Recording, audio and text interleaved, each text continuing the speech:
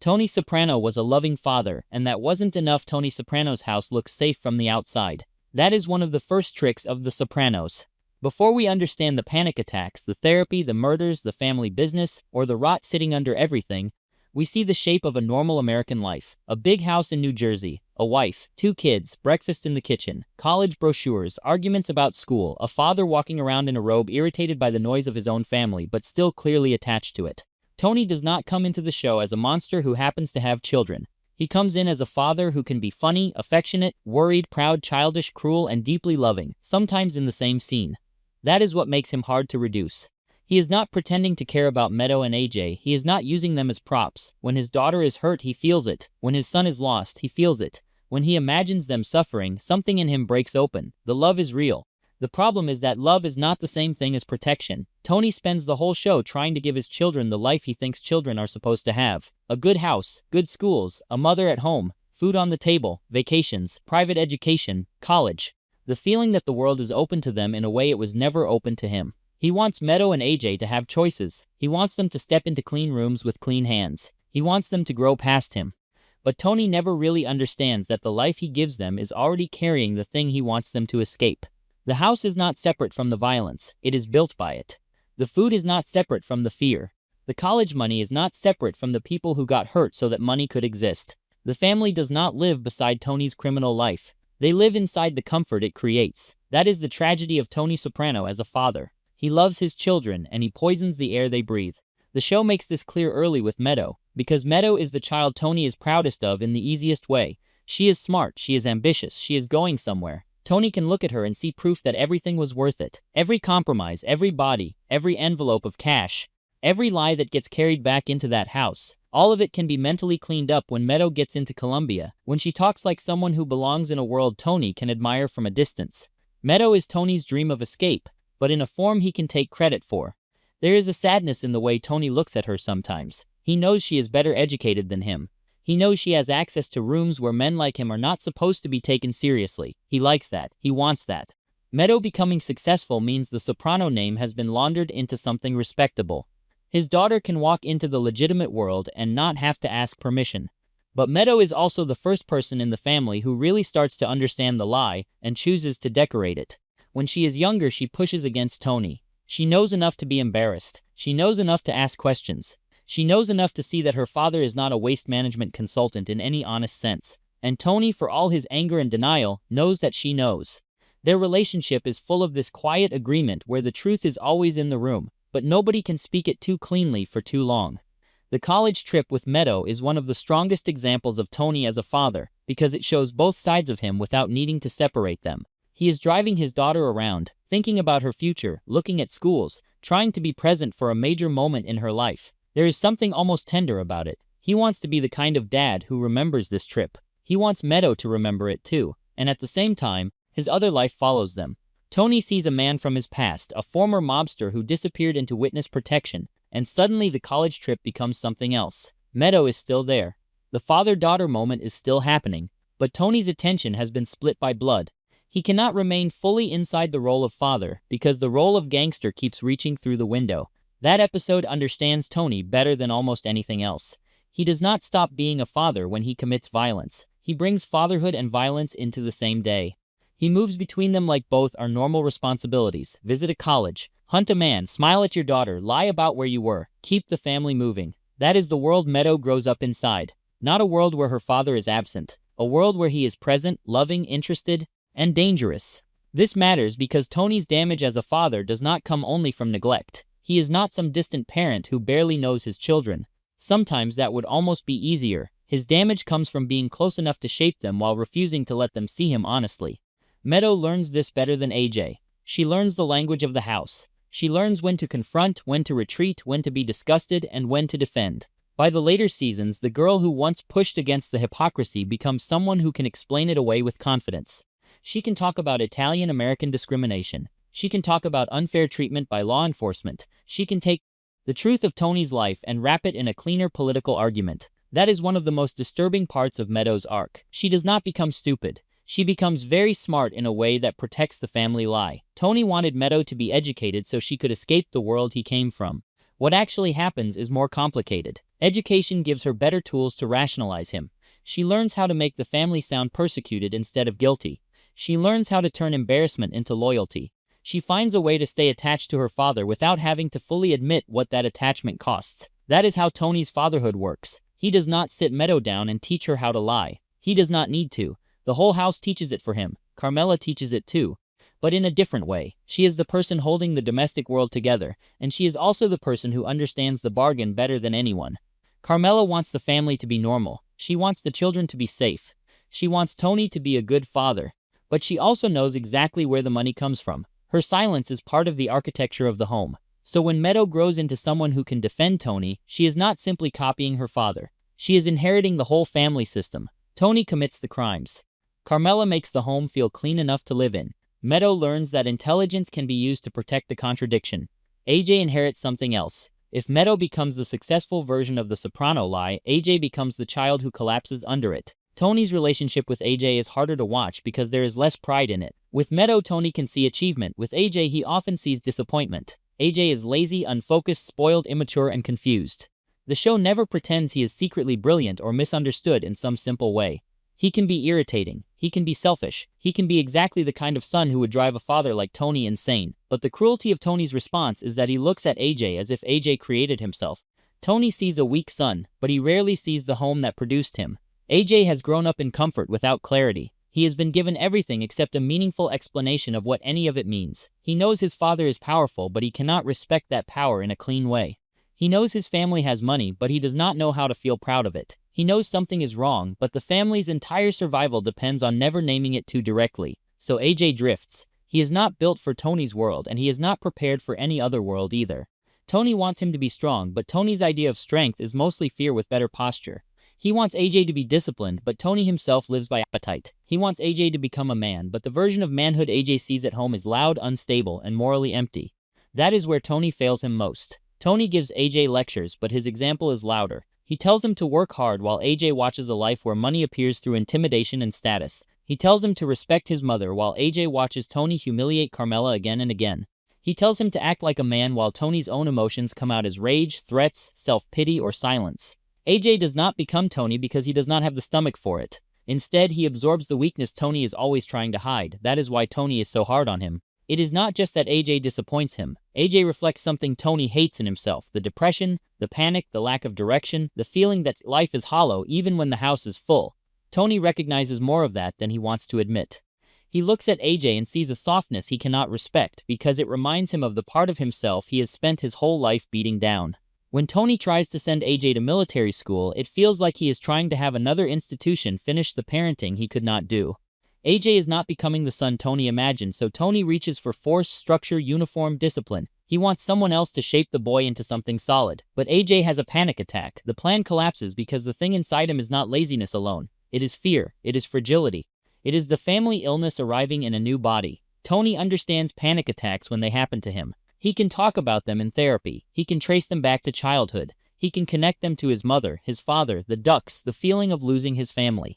But when AJ shows his own version of that sickness, Tony often responds with disgust before compassion can fully form. That is one of the quietest indictments of Tony as a father. He can recognize pain in himself as a wound, but he often recognizes pain in his son as weakness. Still, the show never lets us say Tony does not love him. When AJ attempts suicide, Tony's response is immediate and human. He jumps into the pool, he pulls him out, he holds him. The anger disappears because the fear is too big. In that moment, Tony is not a mob boss, not a hypocrite, not a man trying to win an argument in his own head. He is a father holding his son after almost losing him. It is one of the most devastating scenes in the series because it shows the love without solving anything. Tony loves AJ, he saves AJ, he comforts AJ, and still, the years before that moment do not vanish. The pool itself matters because water has been sitting in Tony's story since the beginning.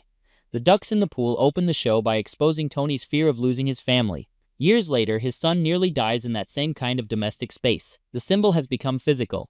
The family Tony feared losing is not flying away, it is drowning at home. What can Tony do with that? He can pull AJ out, he can pay for doctors, he can try to be softer for a while, but he cannot undo the home AJ grew up in, and he cannot become a different man just because the consequence finally scared him.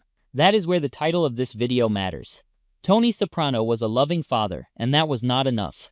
A lot of shows would treat love as the final answer. If a character loves their children, The audience is invited to forgive everything else, or at least soften it. The Sopranos does not do that. It gives Tony real love and still holds him responsible. The love makes him human, it does not make him safe.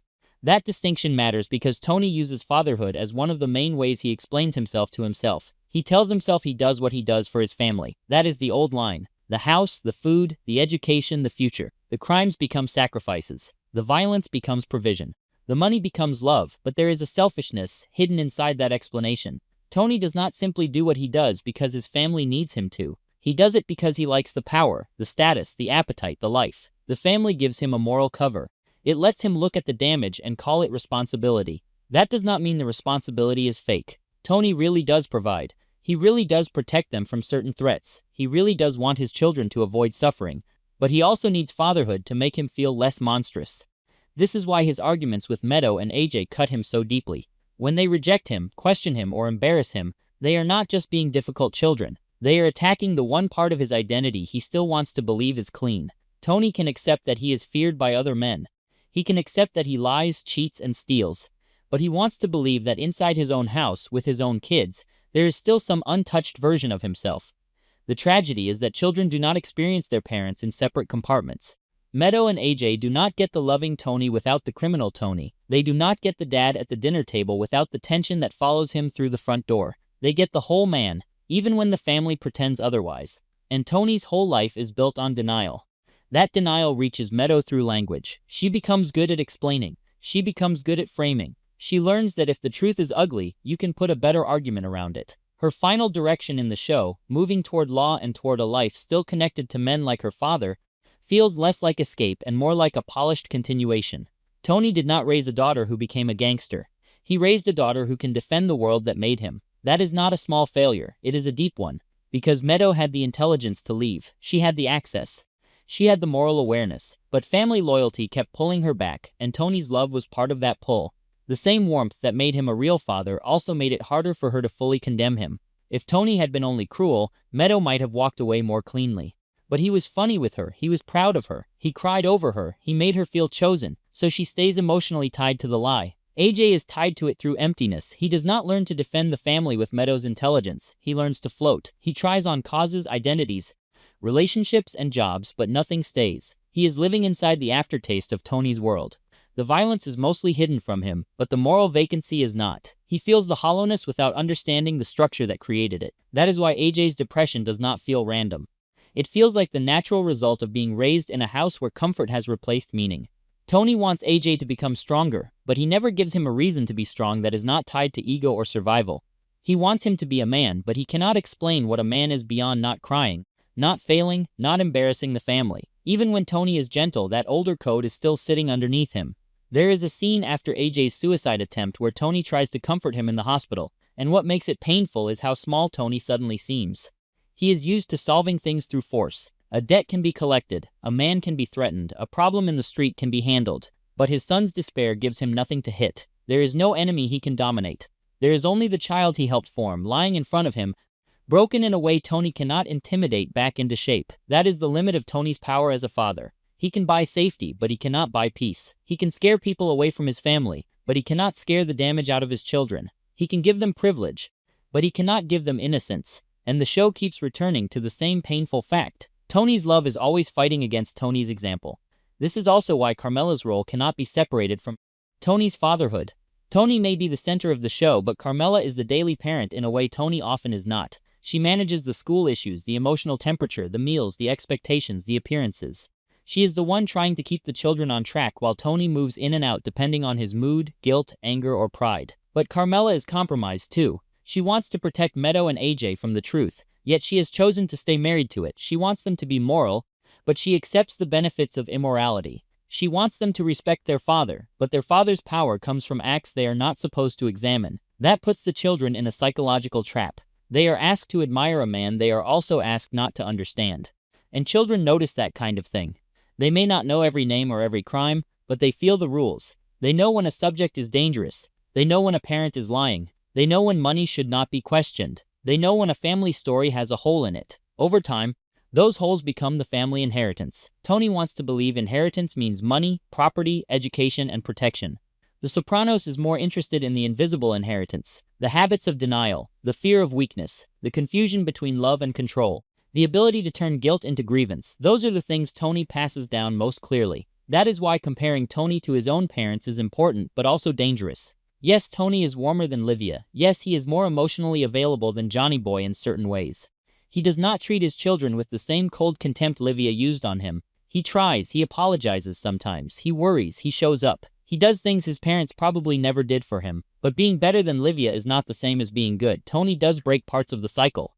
He gives his children affection he did not receive cleanly. He wants to talk sometimes, even when he is bad at it. He is wounded by their pain. He is not indifferent, that matters. But he preserves the deeper cycle by refusing to change the life around them. He wants the emotional rewards of being a good father while continuing to be the man who makes goodness impossible inside that home. That is the contradiction he never defeats. Tony wants Meadow and AJ to be normal children, but normal children cannot be raised around constant lying and come out untouched. He wants them to respect him, but he cannot give them the truth that would make respect honest. He wants them to be strong, but he models strength as domination. He wants them to be moral, but he treats morality like something other people can afford. And when they become damaged in different ways, he is offended by the result. That is most obvious with AJ. Tony looks at him like a failed product. Too soft, too spoiled, too directionless. But AJ is in many ways the purest product of the Soprano household. He has the comfort without the code, the money without the work, the family name without a purpose. He is what happens when a child is given every material advantage and no stable moral ground beneath it. Meadow is also a product of that house. But because her outcome looks better, it is easier to miss the damage. She performs success so Tony can relax. She gets the grades, makes the arguments, chooses the right rooms, but the moral compromise is there. It has just learned to dress better. That is why the ending of the show feels so right for Tony as a father. The family sits together in a diner. On the surface, it is an ordinary scene. A father, a mother, a son, a daughter arriving late. Onion rings, music, small movements.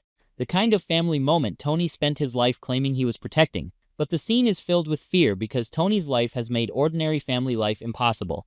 Every person who walks in could be a threat. Every glance could matter. The family is together, but togetherness no longer means safety. It means they are all sitting inside the consequences of Tony's choices. That is the final image of Tony's fatherhood. He got them to the table. He kept the family together in the most basic physical sense, but he could not keep danger outside the room because danger was never outside. It came with him. Whether Tony dies in that moment or not, the fatherhood story has already reached its answer. Meadow and AJ are not free. Carmela is not free. Tony's love did not save them from the life. It pulled them closer to him inside it. And that is what makes Tony Soprano such a painful father to watch. He is not a simple hypocrite who says family matters and secretly does not care. He cares intensely. Sometimes he cares in a way that feels almost innocent. He can look at Meadow and AJ with real tenderness. He can panic at the thought of losing them. He can be destroyed by their suffering. He can want better for them with every part of himself that still knows what better means. But wanting better is not the same as choosing better. Tony's deepest failure is that he treats fatherhood as something that can be separated from character. He thinks he can be one kind of man outside the house and another kind inside it. He thinks the door can close behind him and turn blood money into family money. He thinks love can purify what violence paid for. The Sopranos spend 6 seasons proving that it cannot. The child does not only inherit what the parent gives on purpose. The child inherits the mood in the room, the silences, excuses, the way fear moves through a house, the way a mother looks away, the way a father explodes when the truth gets too close. Tony gave Meadow and AJ more than he ever had, but he also gave them himself. For Meadow, that meant learning how to defend the indefensible without feeling like she had betrayed her own intelligence. For AJ, that meant growing up with a hole where certainty should have been. And for Tony, it meant reaching the end of the story, still believing that love should count as redemption. It does count for something. That is the uncomfortable part. Tony's love for his children is not meaningless. It is one of the few things in him that still feels alive. Without it, he would be far easier to judge and far less interesting to watch. But love that refuses responsibility becomes another form of damage. Tony Soprano was a loving father. He was also the central danger in his children's lives. He gave them comfort and confusion, protection and fear, opportunity and corruption. He wanted to save them from becoming like him. But he never saved them from having to love him, and in the end, that might be the wound he leaves them with. Not that their father did not love them, that he did, and it still was not enough.